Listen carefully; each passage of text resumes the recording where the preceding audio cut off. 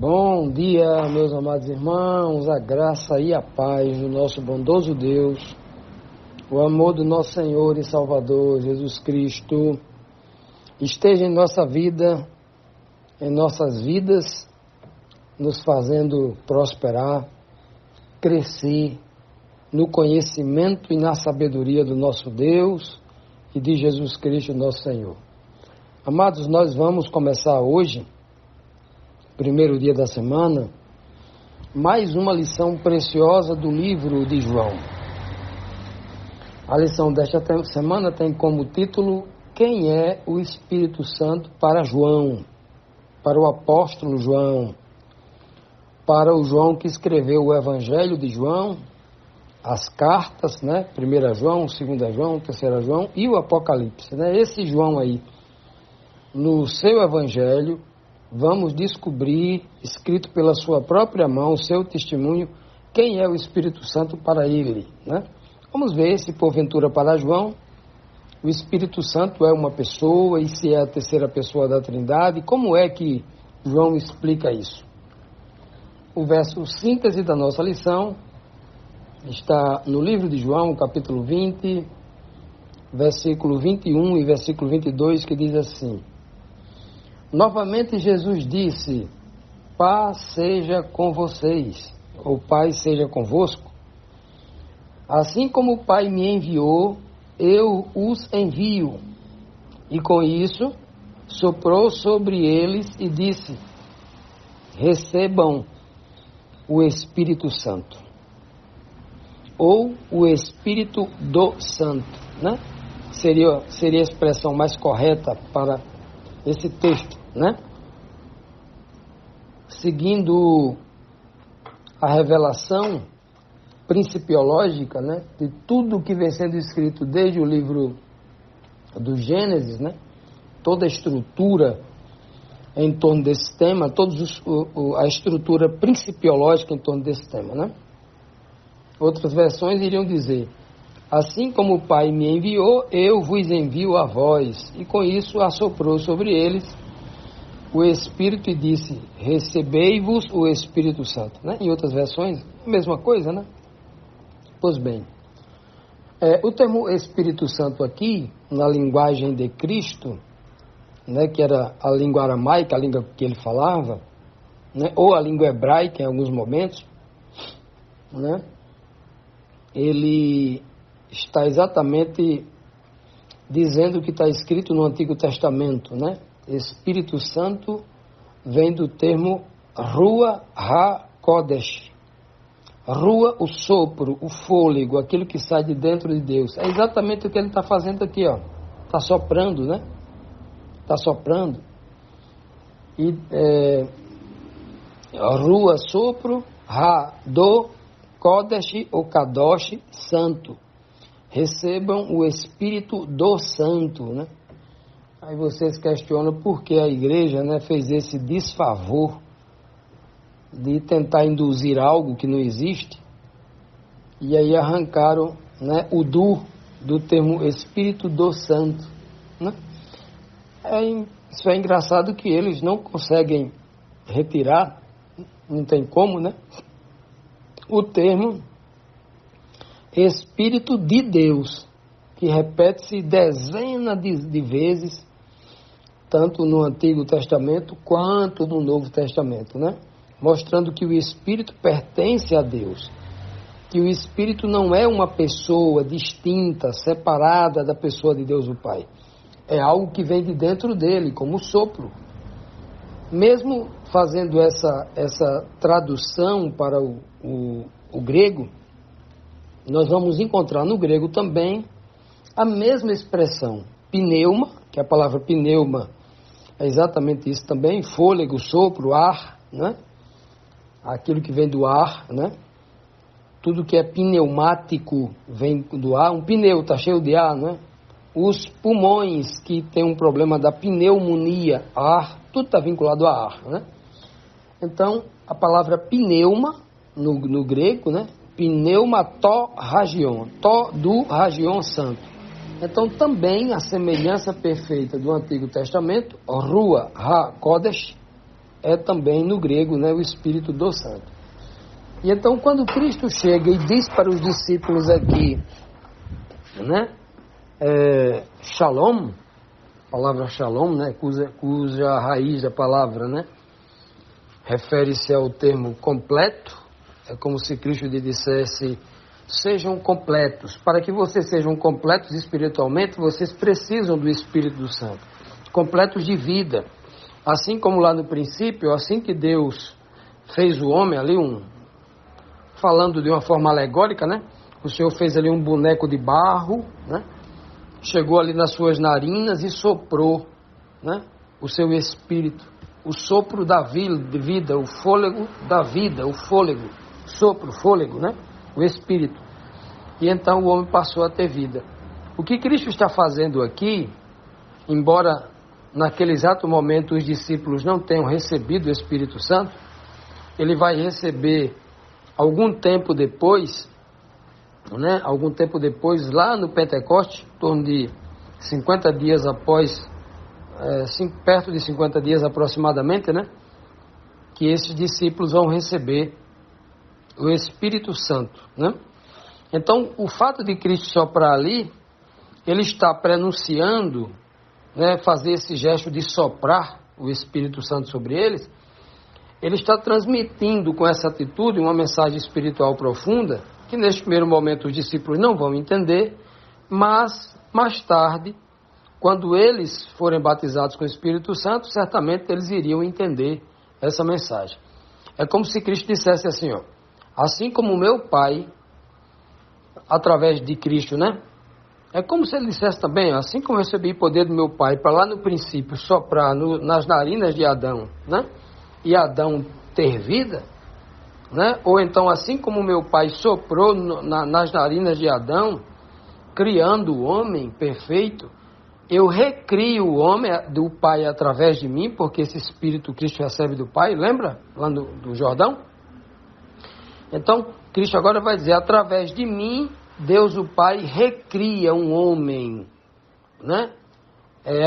O nascimento acontece agora, da nova criatura espiritual. Recebam um Espírito para que vocês se tornem criaturas, novas criaturas espirituais. E criaturas espirituais, a partir de então, será uma criatura espiritual à prova de queda, né? Não é como aquele Adão que caiu. Mas, a partir do momento em que Cristo retorna à Terra, em que todos os santos serão transformados, né, em corpos incorruptíveis e recebam a concessão da vida eterna, então esses aí serão realmente a prova de queda, né? Olha que coisa linda. Então Cristo, quando faz isso aí, ele sopra sobre os discípulos, prometendo-lhes o Espírito Santo, que sai de dentro dele. Ele está dizendo assim: olha, o Espírito Santo não é uma terceira pessoa, vai sair de dentro de mim e vai ser dado a vocês. Não é uma pessoa que sai do meu lado, né? Até porque não se sopra uma pessoa, né?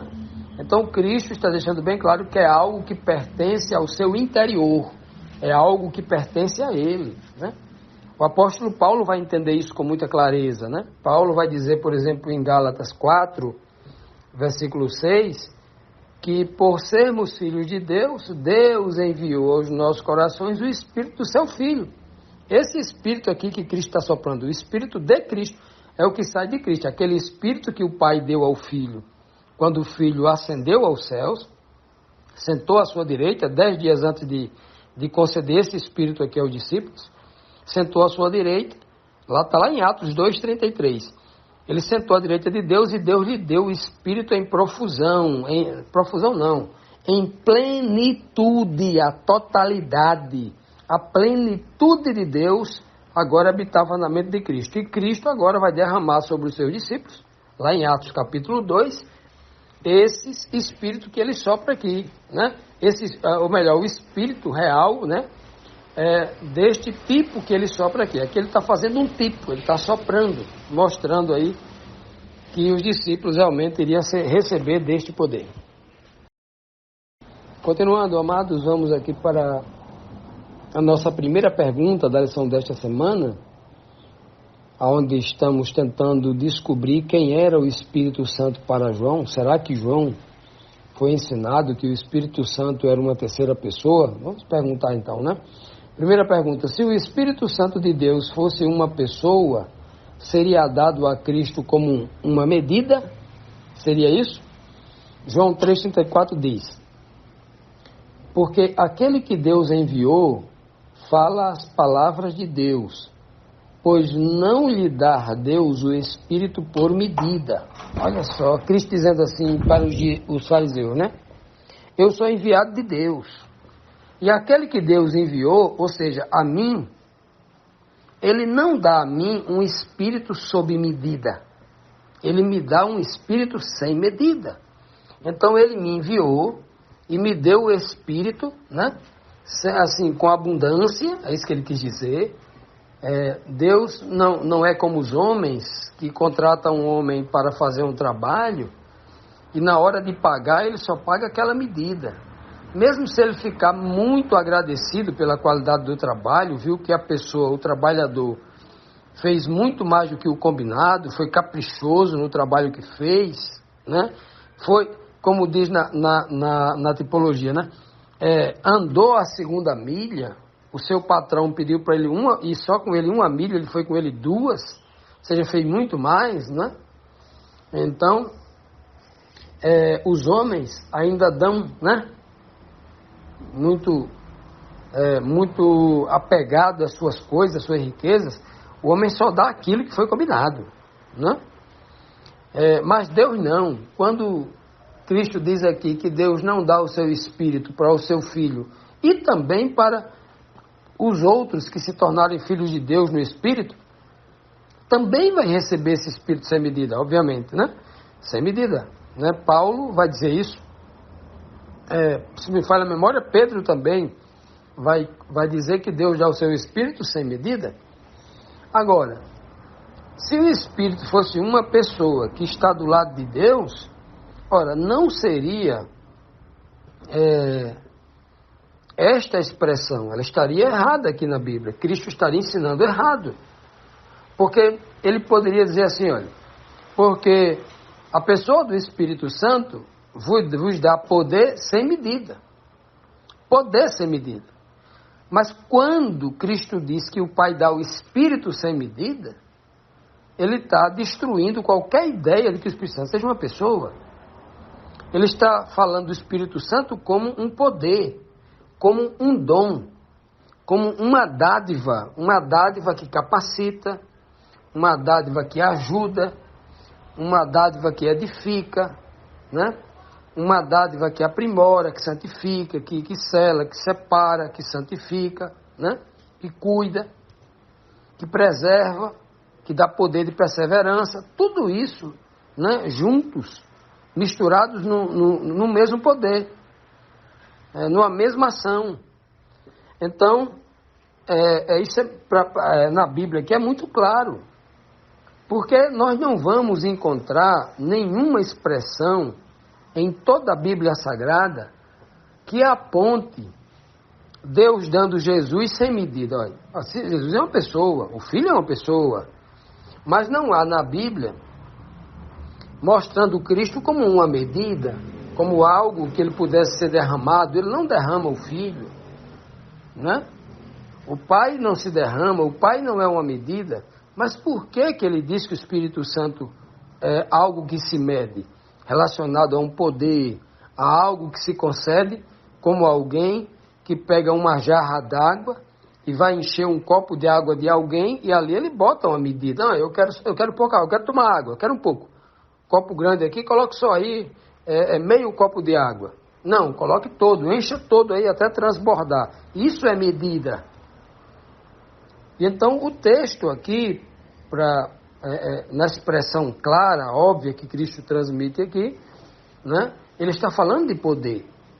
E ele deixa bem claro isso, o próprio Cristo ali nos últimos instantes, antes de ele ser elevado aos céus, antes dele ser assunto aos céus, antes dele começar a flutuar e subir em direção às nuvens e desaparecer pelas nuvens, né? Dentre as nuvens, né? Subir ali diante dos 11, né? Dos 12 ali, porque acho que Matias já estava lá substituindo Judas, né?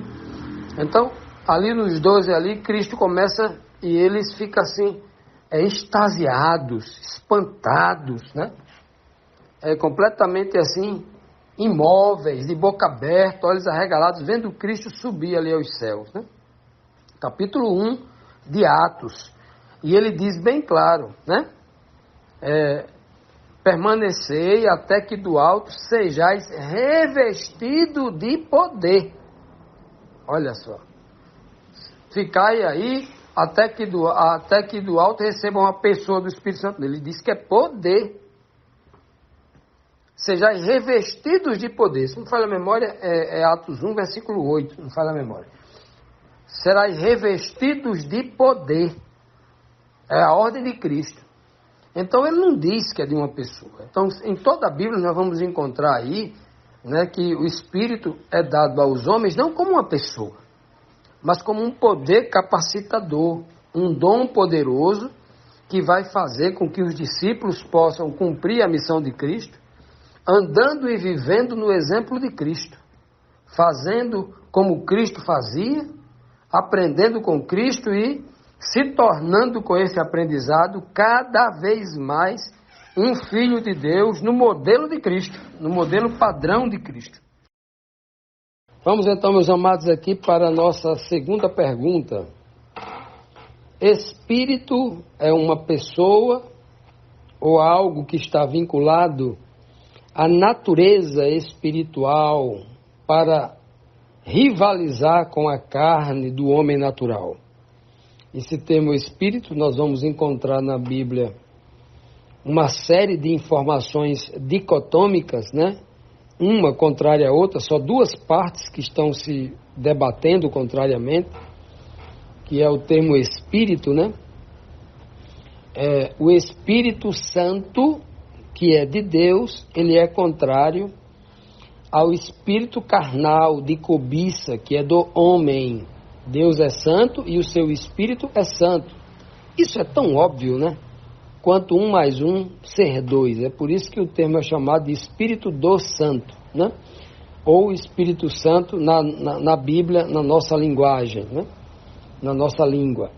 Pois bem, então aqui vamos ver o próprio Cristo falando aí no capítulo 6 de João,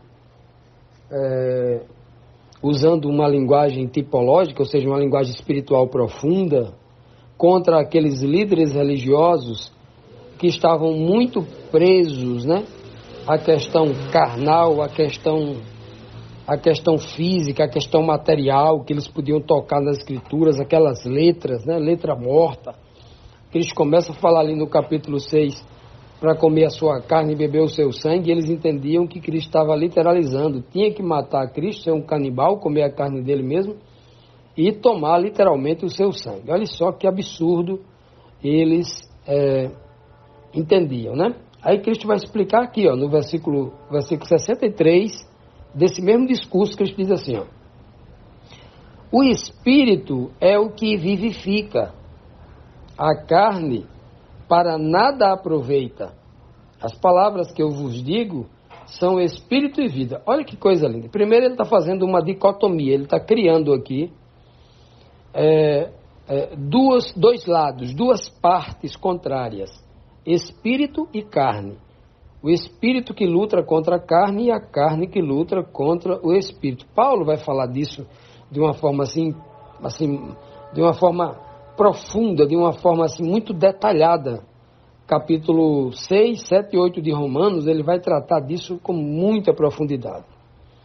Paulo diz que dentro dele há uma guerra constante, a maior das guerras, o grande conflito verdadeiro é entre as duas naturezas que nele habitavam, a natureza espiritual e a natureza carnal, ou seja, o espírito lutando contra a carne. Como é que era isso? Olha, todos nós, todos os que estão me ouvindo aqui, sabem que nós somos seres naturais carnais. O que é um ser carnal, segundo Paulo? É um ser que todo dia se levanta para atender às necessidades da carne, ou a necessidade do corpo físico. Quais são as necessidades do corpo físico ou da carne, que Paulo está explicando no livro, na carta aos Romanos? Eu necessito me levantar cedo e ir no banheiro. Se eu não for no banheiro fazer as minhas necessidades fisiológicas, eu vou passar o dia inteiro enfesado, né? Cheio de fezes, não é assim? Enfesado, chateado, porque a carne vai sabotar o meu humor, né? Se eu não fizer isso, se eu não tomar um de jejum, comer uma comidinha ali, eu vou me sentir fraco durante o dia, né? O estômago vai começar a reclamar. Algumas horas depois ele vai começar a reclamar. Estou com fome. E aí vai lhe deixar, assim, pode deixar um pouco irritado, pode lhe criar um mal-estar, né? Você precisa tomar muita água.